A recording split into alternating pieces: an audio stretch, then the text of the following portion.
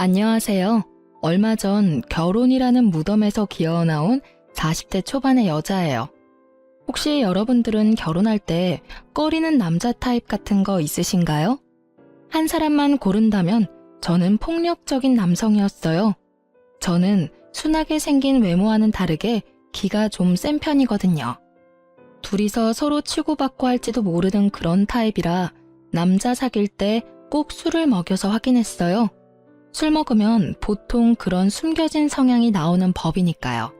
그런 제가 이혼 후에는 완전 달라졌어요. 마마보이, 그런 남자만 아니면 된다고 생각하고 있거든요.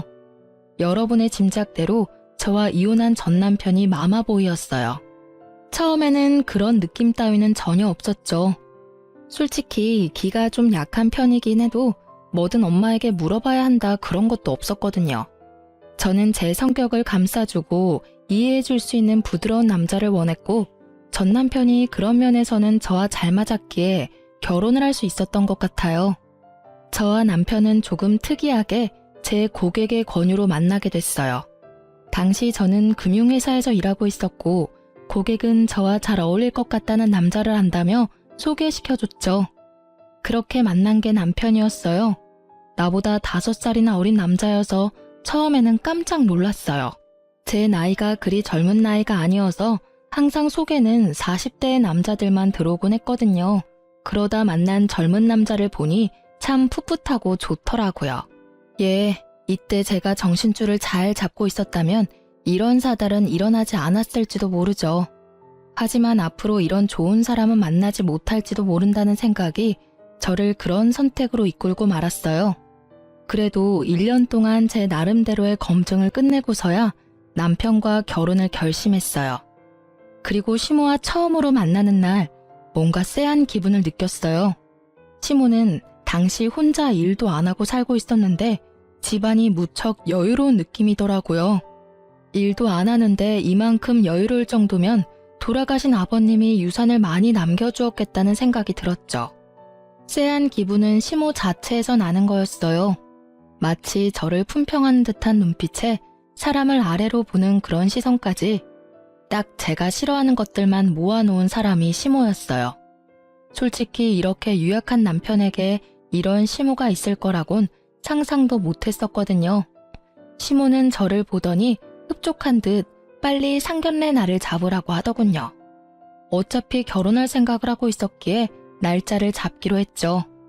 그리고 상견례 날 시모는 저희 부모님과는 만나서는 집은 걱정하지 말아라, 자기가 집을 해주겠다 하셨어요. 그리고 무슨 일 생기면 도움도 많이 주겠다고 호언장담했죠. 당시에 저는 대학 졸업 후부터 혼자 살며 전세를 마련해 두었거든요. 방 한 칸부터 시작해서 지금은 방 3칸에 30평대쯤 되는 전셋집을 가지고 있었죠. 시모가 집을 해준다니 저는 전셋집을 팔아서 혼수를 하고 나머지 돈은 비상금으로 가지고 있으려고 했거든요. 그런데 결혼식이 다 되어가도록 시모는 집에 대해서는 아무 말도 않더라고요. 나중에 시모에게 직접적으로 물었더니 아들이 모아놓은 돈이 없으니 일단은 제가 살고 있는 전셋집에서 살고 있으라고 하더라고요. 그러고는 결혼 후까지 입을 싹 닫아버리더라고요. 그렇게 시모에게 사기 아닌 사기를 당하며 저의 결혼 생활은 시작됐어요. 결혼을 하면 우선 경제권을 어떻게 할지 결정하잖아요. 솔직히 저는 혼자 사는 것에 더 익숙해져 있어서 같이 살기 전까지 거기에 대해 생각해 본 적은 없었어요. 그리고 솔직히 제가 돈을 더 잘 벌기도 하니 경제권은 반만 합치는 게 더 좋다는 생각도 했거든요. 그래서 처음에는 생활비를 각자 차출하고 집 살 돈은 각자 지정된 금액을 정해서 마련하자고 합의를 봤어요. 그런데 결혼 후 6개월쯤부터 남편이 생활비 60만 원을 주지 않더라고요. 여보, 이번 달 생활비 안 들어왔어. 넣어줘야 할 것 같은데? 미안해, 잠깐만 기다려봐. 그러고 남편은 시모에게 전화를 하더라고요. 엄마, 60만 원만 붙여줘. 생활비 쓰려면 필요해서. 용돈은 이번 달에 다른 거 샀는데? 그럼 어떡하지? 남편이 저를 힐끗힐끗 쳐다보며 말을 하더군요. 시모에게 하는 말 내용에서 저는 걸리는 느낌이 있었어요. 남편 입에서 용돈이라는 말이 나온 거죠. 그런데 남편이 전화 도중에 저한테 전화기를 넘기며 말하더라고요. 전화 좀 받아봐. 어머니가 할 이야기 있으시다는데. 네, 어머님, 전화 바꿨어요. 그래, 며느라가. 다른 게 아니라 우리 아들 월급은 내가 잘 관리하고 있거든. 그러니까 며느리 월급도 내가 관리해 줄게. 요즘 애들 돈 알기를 함부로 알잖니. 그래서 내가 관리해 주려고 하는데 월급 주면 내가 너희들한테 용돈으로 돌려주마. 남는 건 알아서 잘 불려줄 테니까 그렇게 알고. 네? 아니요. 어머님, 죄송한데 월급은 못 드려요. 그리고 남편 월급도 앞으로는 제가 관리할게요. 저희 전셋집이라 집 사려면 돈도 많이 모아야 하는데 혹시 남편 월급으로 돈 좀 모아두셨어요? 모아두셨으면 남편에게 주세요. 그거 미천으로 좀 더 모아서 집 사면 될 것 같아요. 모아둔 게 어딨니? 내가 먹여주고 재워주고 키워줬으니 그만큼 걷어가는 건 당연한 거고. 게다가 나는 일도 안 하고 혼자 사는데 당연히 걔가 나 먹여 살려야 하는 거 아니니? 어머니, 당연한 말씀이세요. 대신 제가 용돈을 넉넉히 챙겨드릴게요. 그거면 충분히 매달 생활하는데 불편함은 없으실 거예요.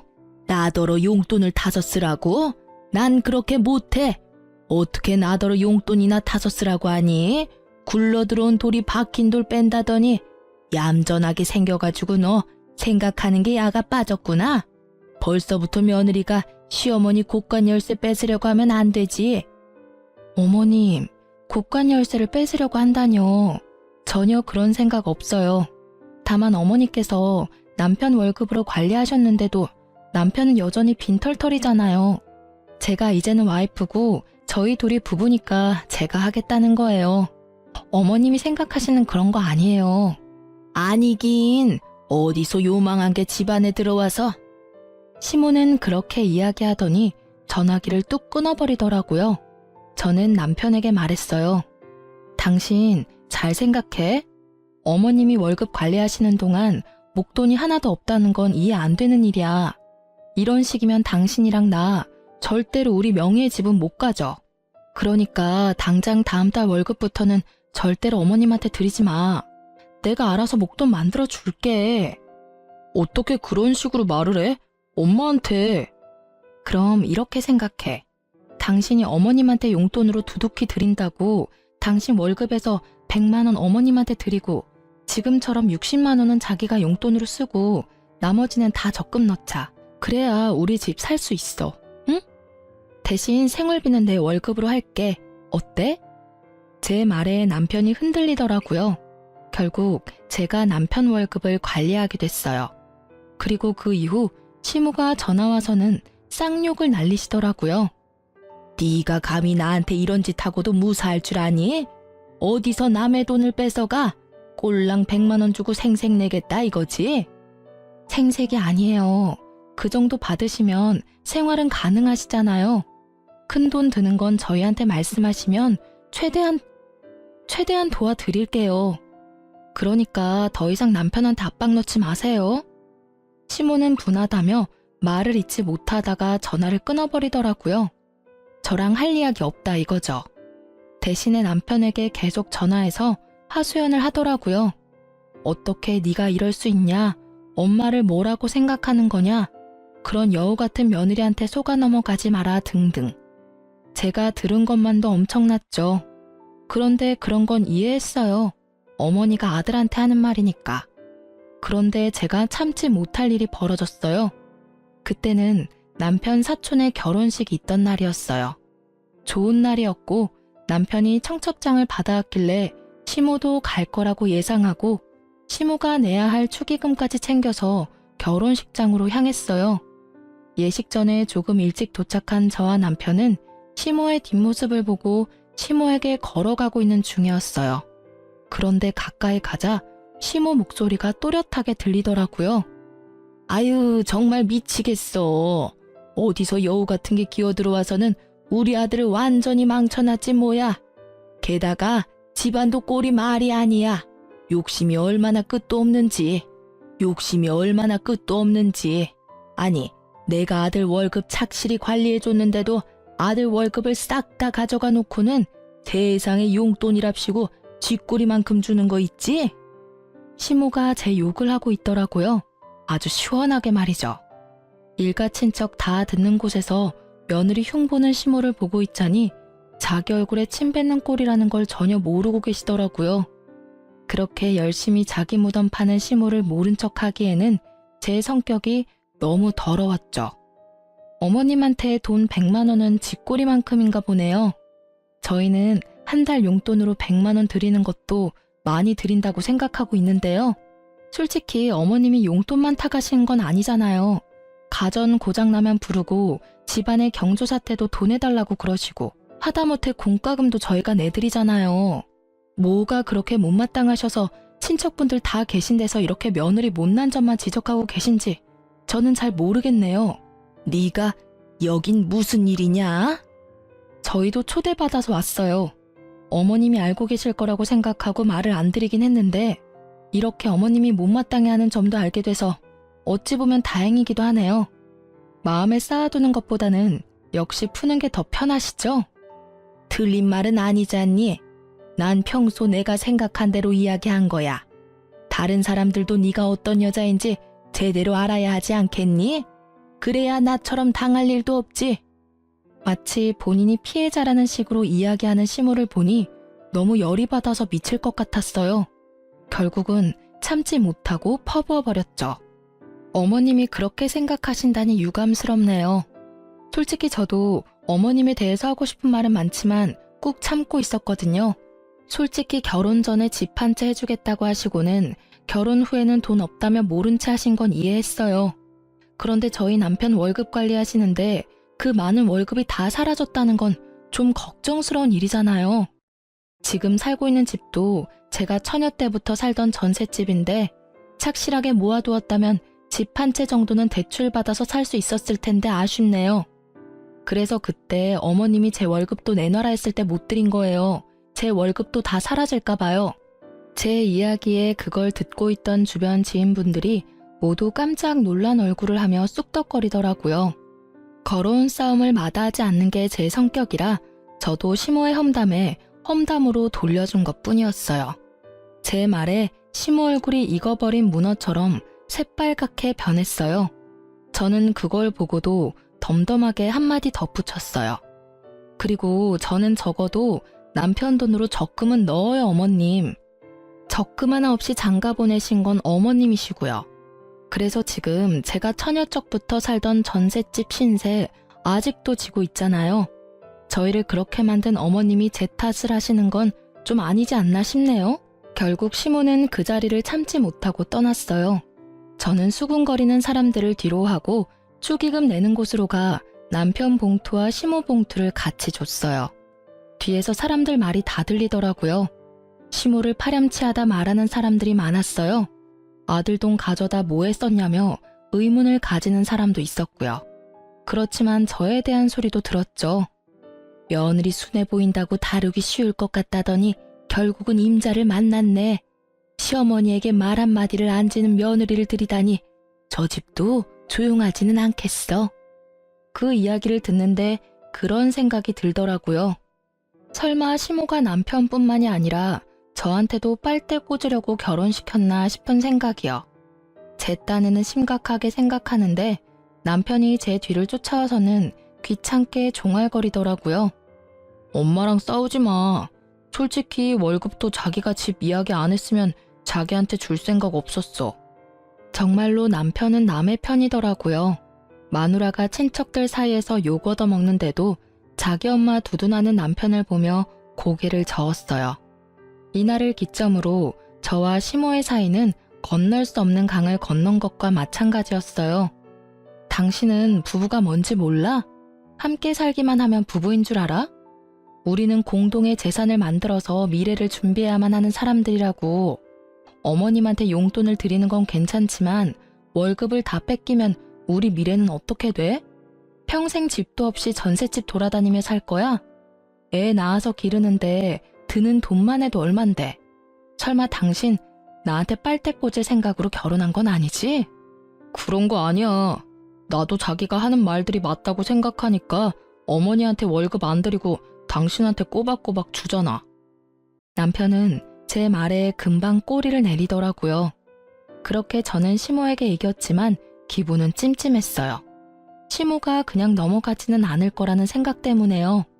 그리고 언제나 불길한 예감은 틀린 적이 없어요. 그날 이후 1년도 지나지 않아 문제가 생기고야 말았거든요. 시모는 남편 월급 대신에 남편을 자주 부르게 됐어요. 저녁마다 주말마다 불러내기 일쑤였죠. 처음에는 시모가 외롭다고 생각했어요. 그리고 그 뒤에는 시모가 나를 괴롭히려고 그런다고 생각했죠. 남편이 거의 집에 들어오지 못했거든요. 정말 이혼하기 직전 1년은 거의 별거를 하는 느낌이 들 정도였어요. 시모 집에서 자고 오는 날이 더 많았으니까요. 마치 남편을 시모에게 뺏긴 기분이었어요. 처음에는 저도 참으려고 했는데 1년 동안 이런 일이 이어지자 참을 수 없겠더라고요. 결국은 남편 차에 있는 블랙박스를 확인하게 됐죠. 시모가 불러서 시모에게 가는 건 맞지만 가서 뭘 하나 싶은 생각이 들었거든요.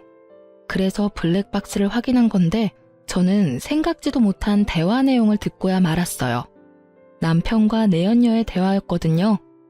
자기야, 오늘은 언제까지 가야 해? 오늘도 우리 집에서 자고 가면 안 돼? 안 돼.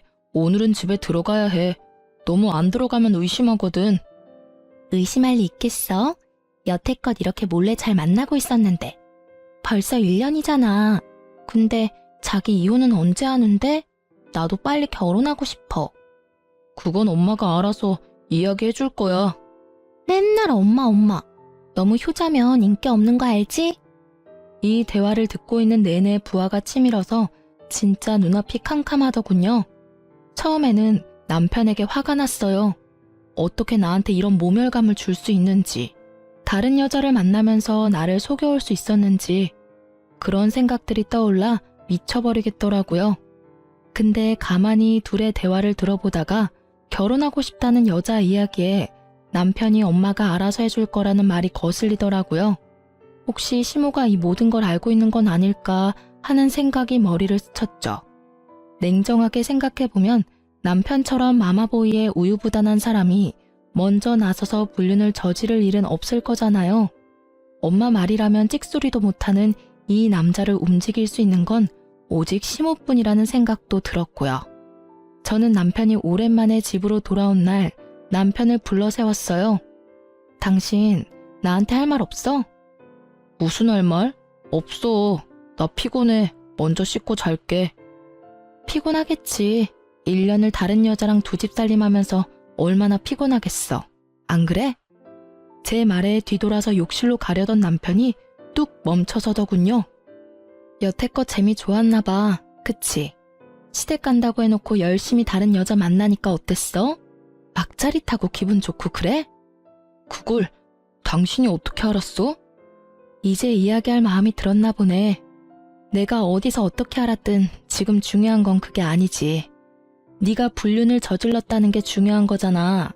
너 진짜 날 뭐라고 생각하는 거야? 1년 동안 별거 하듯 지낸 것도 다 그 여자 때문이지? 그 여자 누구야? 어떻게 만난 사이인데 뭐라고 말이라도 좀 해. 답답해서 돌아버리겠으니까. 난 할 말 없어. 그냥 당신이 보고 들은 그대로야. 나 다른 사람 만나는 것도 맞고 당신 배신한 것도 맞아. 그게 그렇게 당당하게 할 말이야? 적어도 미안하다는 말부터 해야 하는 거 아니야? 왜 아무 생각이 없어? 미안하다는 생각도 안 들어? 그런 거면 너 진짜 인간 쓰레기야. 나한테 소리 지르지 마. 나도 엄마가 시켜서 한 거라고. 그러게 처음부터 엄마 하라는 대로 했으면 이런 일 없었을 거 아니야. 이렇게 된 건 당신 탓도 크다고. 알아? 어디서 큰 소리를 쳐. 그래서 엄마가 시키는 대로 한 너는 잘못 없다 이거야? 웃기지 마. 너희 엄마가 불륜을 저지르라고 말했더라도 네가 양심이 있는 새끼면 안 된다고 말했어야지. 좋다고 다른 여자랑 붙어먹고는 뭐? 엄마가 시켜서 한 일이라고? 네가 애야? 너 중학교 다니는 꼬맹이니? 그래서 엄마가 시켜서 마누라 배신하고 나니까 기분이 좋아? 엄마가 하라는 대로 하는 게 편하잖아. 당신이랑 결혼한 것도 엄마가 원해서 한 거야. 엄마 아니었으면 너랑 결혼도 못했어. 그건 알고 이렇게 화내는 거야? 이 대목에서 저는 제대로 한 대 맞은 기분이었어요. 이 남자는 저를 사랑하지도 않는데 시모의 말 하나로 결혼을 한 거였어요. 처음부터 시모의 타겟이었다는 것이 너무 참을 수 없을 만큼 분하고 끔찍했어요. 야, 이 미친 새끼야. 그걸 말이라고 지금. 그래서 이 결혼 다 무효다 이거야? 와, 진짜 사람 열받게 만드는데 재주 있네? 만약에 네가 정말로 엄마가 시켜서 나랑 결혼한 거면 너 조만간 네 인생 망치게 될 거야. 어머님이 네 인생 대신 잘 살아줄 것 같니? 절대로 아니거든?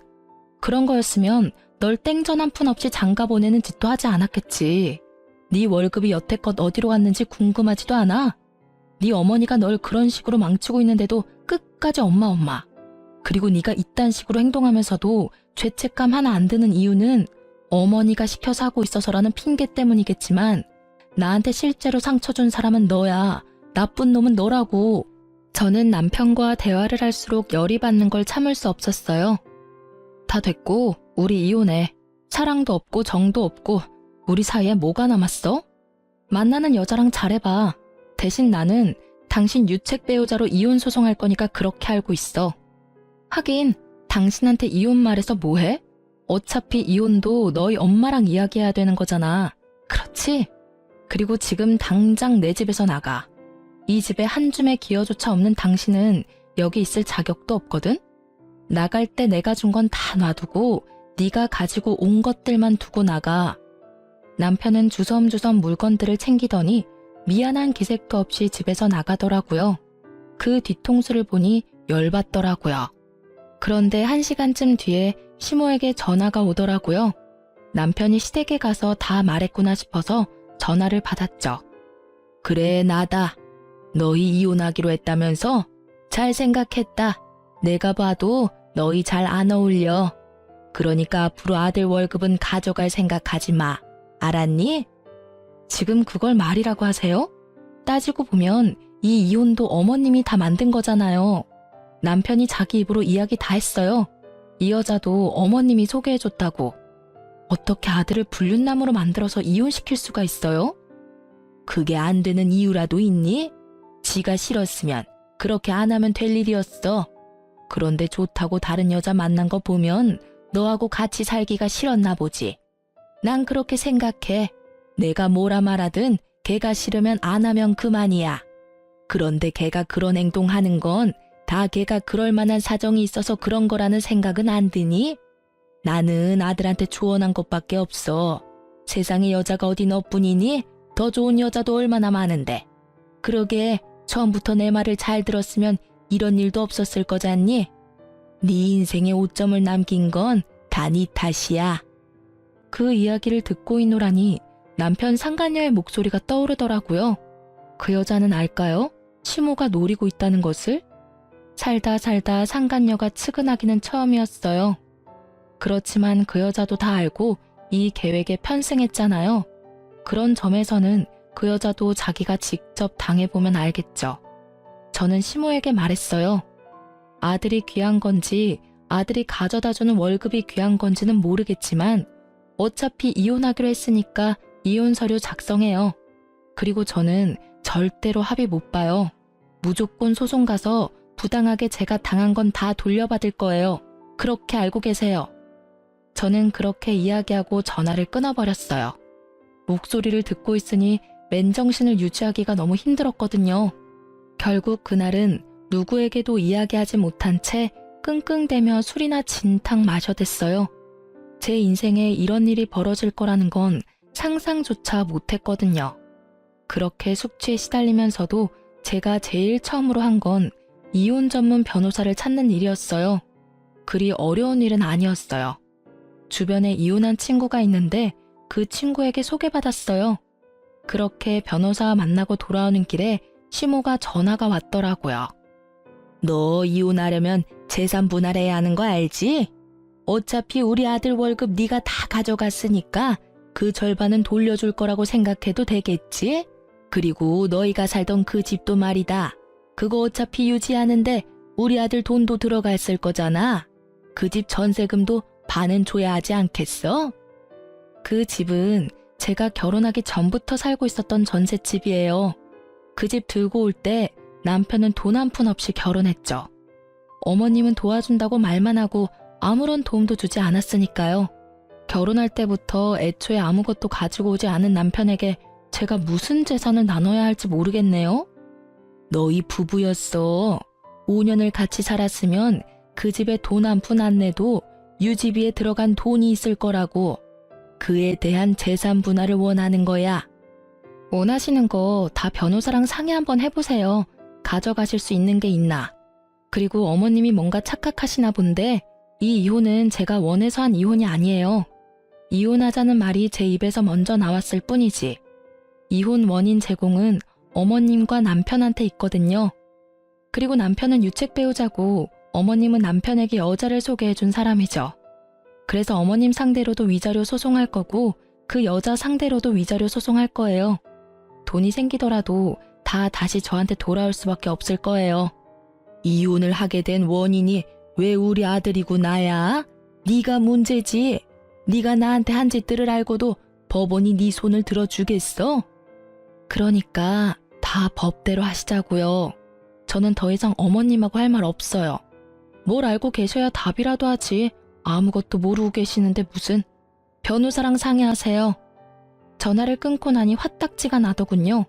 이혼하게 된 것도 열받고 짜증나는데 제가 가진 재산마저 반으로 나누자니 더 열받더라고요. 솔직히 남편 월급 중에 절반은 시모가 가져간 거나 다름없거든요. 남편 월급이 여태 어떻게 쓰였는지 알면 도리어 나한테 돈을 줘도 모자랄 판이건만. 그렇게 시모와의 전화통화를 끊었는데 모르는 번호로 전화가 오더라고요. 무시하려다가 혹시나 해서 전화를 받았는데 남편 상간녀가 전화가 왔더라고요. 만나서 할 이야기 있다고 해서 저도 그 여자한테 충고나 해줄까 싶어 나갔어요.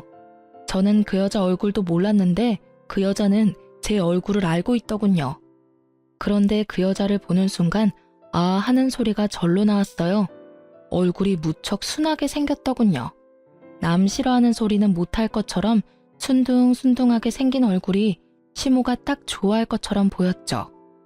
이 여자가 새로운 시모의 호구구나 싶었거든요.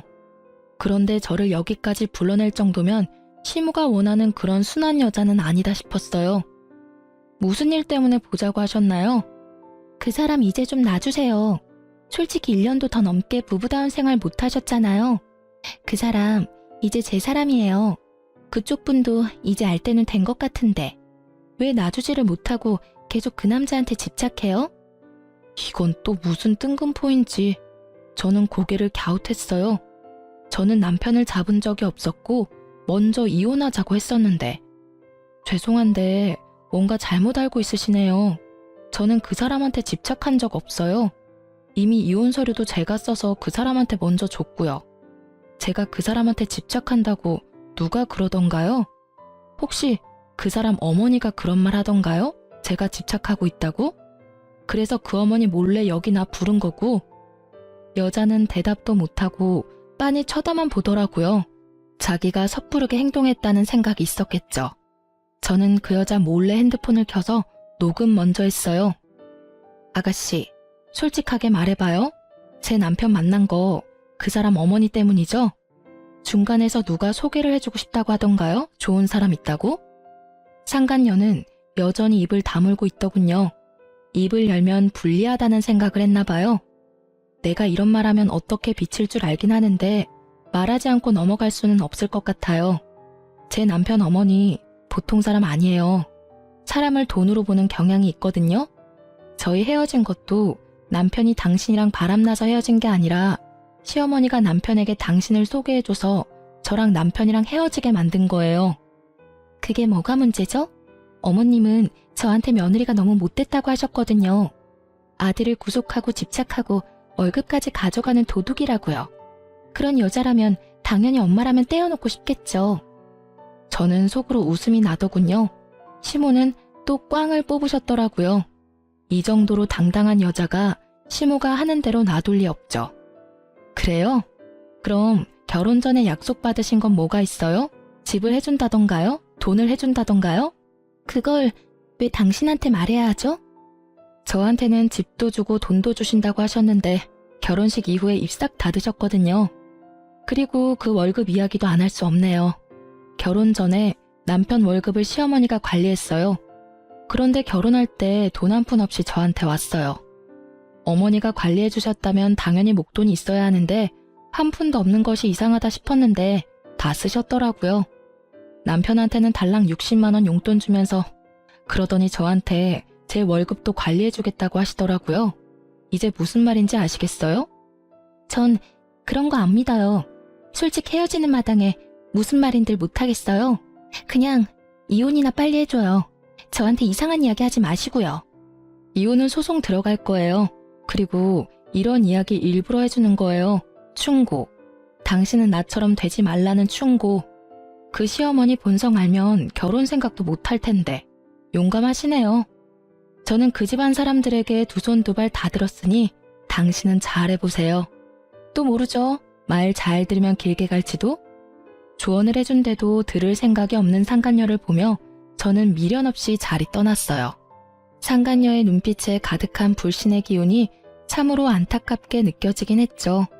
하지만 상간녀가 남편이 유부남인 거 알고 만났다는 증거만 있으면 저야 앞으로 그녀에게 일어날 일들 같은 건 신경도 안 쓰이니까요. 이미 충고해줬는데도 들을 생각 없으니 자기 팔자인 거죠. 그렇게 상간녀와 헤어지고 저는 이혼 소송에 집중했어요. 사실 남편 앞으로 모아둔 목돈이 있었거든요. 남편 월급 중에 시모에게 들어가는 돈과 남편에게 들어가는 돈을 제외한 나머지 돈은 모조리 저축해두었는데 그게 참 아깝다는 생각이 들었어요. 왜냐면 제 월급은 오롯이 생활비로 다 빠져나갔거든요. 그래서 돈을 모을 틈이 없었어요. 시모와 남편은 그 돈의 존재를 알고 나서는 그 돈 내놓으라며 난리였어요. 통장 비밀번호를 제가 알고 있었거든요. 저는 일단 그 통장 비밀번호를 남편에게 알려줬어요. 거의 5천만 원 정도였는데 남편에게는 이야기했죠. 시모에게 이 돈 주면 당신은 이 돈 만져보지도 못하고 날릴 거라고요. 그랬더니 잘 가지고 있는 모양이더라고요. 제가 이런 일을 한 이유는 따로 있었어요. 이혼 소송이 끝나고 판결이 났는데 제가 그 목돈을 다 가져오게 됐거든요. 시모에게 뺏기면 본전도 못 찾을 것 같아서 남편에게 그렇게 말해뒀는데 어찌 잘 돼서 그 돈은 그대로 저에게 돌아오게 됐어요. 이유는 그거였어요. 일단 남편이 유책 배우자라서 제게 위자료를 지급하라는 판결이 났고요. 남편과의 재산 분할에서도 실질적인 결혼 생활이 얼마 되지 않아서 결혼 전 가지고 온 재산은 재산 분할에 속하지 않았기에 전세금은 남편에게 주지 않아도 됐었어요. 다만 결혼 후에 만들어진 재산인 남편 명의의 목돈은 저도 나눠 가지게 됐거든요. 그리고 저는 상간녀 위자료 소송이랑 시모에게도 위자료 소송을 진행했어요. 저희 혼인의 파탄이 시모에게도 있다는 점을 이용했거든요. 결국 남편과 상간녀 시모에게는 위자료 폭탄이 떨어진 셈이었죠. 그래도 남남이 되니 오히려 마음이 편하더라고요. 그렇게 이혼이 완료되고 나서 남편은 바로 재혼했어요. 제가 주의를 줬는데도 남편과 결혼을 덥석해버린 상간녀의 소식이 너무 궁금해서 그 뒤에 수소문을 봤거든요. 알고 보니 상간녀도 시모에게 집을 해주겠다는 이야기를 들었다고 하더라고요. 시모도 해주려는 생각은 있었을지도 모르죠. 남편이 저와 이혼하면서 나누게 될 재산으로요. 그런데 막상 뚜껑 열고 보니 도리어 저한테 돈을 줘야 하는 상황이 되었잖아요. 결국 상간녀에게 시댁에 들어와 살라고 했대요. 그러고는 저와 비슷한 순서로 일이 진행됐더라고요. 그 여자는 저보다 더 심했죠. 같이 살아야 했잖아요. 그리고 상간녀 위자료도 저한테 줘야 했으니 남편 월급 떼이는 거 확인하고서야 아차 싶었나 보더라고요. 자기 월급까지 달라는 시모를 피하는 게 힘들었는지 결국은 남편과 빛과 같은 속도로 이혼했다고 하더라고요. 그렇게 될 줄 알고 충고까지 해줬건만 결국 몇 달 못 살고 헤어질 거 뭐하러 결혼까지 했을까 싶었어요. 그것도 자기 팔자인 거죠. 전 남편은 두 번째 이혼 이후에 술을 먹고는 저를 찾아왔더라고요. 당신이 다 옳았어. 엄마가 나를 망치고 있었어. 내 인생은 이제 완전히 망가졌다고. 왜 여기 와서 이런 소리 해? 나 이제 당신 와이프 아니야. 당신도 내 남편 아니고. 그럼 누구한테 가서 이야기해? 두 번째 와이프는 석 달 만에 이혼하자고 하고는 아예 도망치듯이 나가버렸어. 게다가 나는 빈털털이고 당분간은 위자료 때문에 계속 돈이 나가겠지. 그 여자 위자료도 내가 내주고 있었거든. 근데 어쩌나? 나 얼마 전에 회사 그만뒀거든. 그래서 당신한테 위자료 지급 못할 수도 있어. 회사를 그만둬? 뭐 때문에? 나 회사에 소문이 다 났어. 이혼하고 바로 결혼한 것도 소문거리였는데 재혼 후 바로 이혼한 것도 소문 확 퍼지더라. 결국은 사람들 수군거리는 소리가 너무 무서워서. 다른 직장 찾으면 되지. 뭘 고민하는데? 왜 고민이냐고? 일을 하면 뭘 해? 엄마가 계속 사고를 쳐대잖아. 얼마 전에는 내 앞으로 대출까지 받아서 쓰셨더라. 뭐 하느라 그만큼 대출 받았냐고 물었더니 옷 사고 가방 사고 액세서리 사고 품위 유지하려면 돈이 많이 든대. 나는 빚 때문에 허덕이는데. 그래서 내가 월급 맡기지 말라고 했잖아. 그러니까 당신 말이 하나부터 열까지 다 옳았더라고. 난 여태까지 엄마가 해주면 다 편하다고 생각했거든. 그런데 이렇게 계속 실패를 하다 보니 그게 편한 게 아니라 도피였다는 생각이 들더라고. 나한테 진정으로 옳은 이야기 해준 사람은 당신뿐이었거든. 그래서 말인데 우리 다시 시작해보지 않을래? 나 당신이 원하면 엄마랑도 인연 끊을 수 있어. 그건 절대로 안 돼. 아니 못해. 나는 다시 그런 일 겪고 싶은 마음 없어. 그리고 이렇게 내가 당신이랑 이야기하고 있다고 내가 당신을 용서했다고 착각하지 마. 나는 죽을 때까지 내 인생에 5점 남긴 당신 용서 못해. 냉정한 제 말에 전 남편도 흠칫하더라고요. 어디서 다시 잘해보자는 소리를 할 수 있는지. 지가 한 짓은 생각도 안 하고 엄마 탓만 하는 그런 면은 여전하더라고요. 그렇게 전 남편을 보내고 그야말로 평온한 시간을 보냈어요. 솔직히 완전 평온하지는 않았죠. 이혼하신 분들은 아시겠지만 수많은 사람의 관심 대상이 되거든요. 그런 관심이 사그라져 들 때쯤 전 시모와 우연히 길에서 만난 적이 있어요. 친정이 시댁과 가까웠거든요. 애써 무시하고 지나가려 했더니 저를 붙잡더라고요. 너 우리 아들한테 도대체 무슨 짓 했어?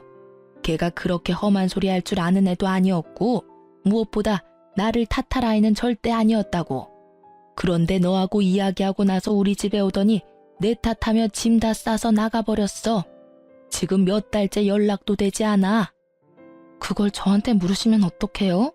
그거야말로 어머님이 잘 알고 계실 텐데요. 사람이 집을 나갈 정도면 당연히 같이 살고 있는 사람이 원인이지 않을까요? 어머님이 뭔가 했으니 그 사람이 도망갔겠죠. 거기에 저를 끼워 넣으시는 건 너무하시네요. 이제 완전 남인데. 네가 아니면 걔가 그렇게 변할 이유가 뭐가 있어? 하여튼 여전히 기분 나쁜 애야. 어떡하다 이런 애하고 엮여서는. 너랑 우리 아들 결혼하고 뭐 하나 잘 되는 게 없어. 너한테 나쁜 물이 들어서 월급도 안 주고 싹 다 가져가 버렸잖아. 그러게 용돈 받으면서 살 때 잘하시지 그러셨어요. 그랬으면 이혼할 일도 없었고 착실히 돈 모아서 호강시켜 드렸을지도 모르는데. 두 번째 며느리는 잘 지내고 있나 모르겠네요. 얼마 전에 이혼했다는 이야기는 들었거든요. 아들이 처복이 없어. 내가 봤을 때는 이 정도로 없으면 혼자 사는 게 맞아. 어떻게 여자 둘 다 못 참고 이혼을 해? 우리 아들이 뭐 빠지는 데라도 있니? 솔직히 그 정도면 어딜 가도 빠짐은 없지. 그렇죠. 솔직히 전 남편만 본다면 빠질 만한 데는 없죠. 그렇지만 결혼은 가족끼리의 결합이잖아요. 집안에 모시기 힘든 가족이 있으면 누구라도 힘들지 않을까요? 제가 봤을 때 제 전 남편은 처복이 없는 게 아니라 다른 복이 없는 것으로 보여요. 그냥 혼자 사는 게 확실히 낫겠죠. 저는 웃으며 전 시모의 말에 비꼬아줬어요. 처복이 없다니 제가 봤을 때는 부모 복이 없는 거죠. 뭐 본인도 마마보이가 되어서 여태껏 편하게 살긴 했겠지만 어쨌든 전 시모는 돈이 떨어져서 그런지 전 남편을 애타게 찾더라고요. 그럴수록 아들이 더 꼭꼭 숨어버린다는 걸 왜 모를까 싶었어요. 그리고 전 남편은 자기 엄마가 시키는 대로 하다가 결국은 와이프를 둘이나 잃고 빚만 남았죠. 저는 분노와 자책, 체념의 쓰리콤보를 겪고 서서히 마음의 평화를 찾고 있어요. 이따금 그때의 기억이 떠오르며 열받을 때도 있지만 그래도 그때와 비교하면 마음고생은 전혀 없으니까요. 사람 순진한 얼굴만 보고 호구되어 줄 여자나 찾던 시모가 자기 아들하고 싸우고 결국은 혼자 살게 된 걸 보니 자기가 한 행동 그대로 돌려받았다 싶더라고요. 그리고 전 남편도 결국 재혼한 여자와도 이혼하고 퇴사까지 하게 되었으니 이제는 자기 행동에 스스로 책임을 지게 된 거죠.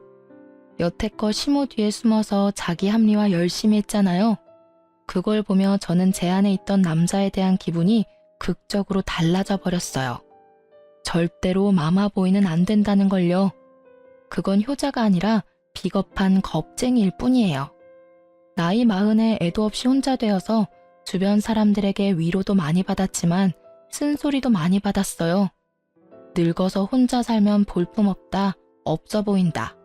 이런 이야기를 듣는 것도 이제는 아무렇지 않을 만큼 단단해졌다고 생각해요. 솔직히 제가 만약 그때 참고 살았더라면 저는 분명히 우울했을 거라고 생각해요. 빨리 빠져나온 걸 다행이라고 생각하고 있거든요.